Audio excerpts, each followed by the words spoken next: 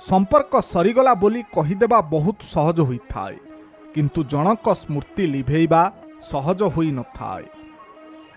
समय आउ परिस्थितिर चापरे बहुत लोक बदली जाती, किंतु निस्वार्थपर संपर्क आउ प्रकृत सांग केबे भी बदलती नहीं। संपर्क रे अभिमान करंतु चलिबो, किंतु अभिनय नुहे। दरिद्र जनर सेवा करिचाल नकरी बाछ विचार, नर सेवा परा नारायण सेवा मनु छाड़ अहंकार। मनीष बड़ होईगले पिलादिन भूली जाए, विवाह परे पितामाता को, पिला हेबा परे भाई भौणी को भूली जाए, पैसा होईगले गरीब को भूली जाए, आउ जेतेबेले बुढ़ा होई जाए सेतेबेले भूली जाइथिबा समस्तंकु मने पकाई थाए। मनीषर तुमे जेते बड़ उपकार करना कहीं परवर्ती समय रे तुमर सामान्य टिकिए भूल होईगले से सही उपकार कथा टिकिए मात्र मने पकेइबो नहीं।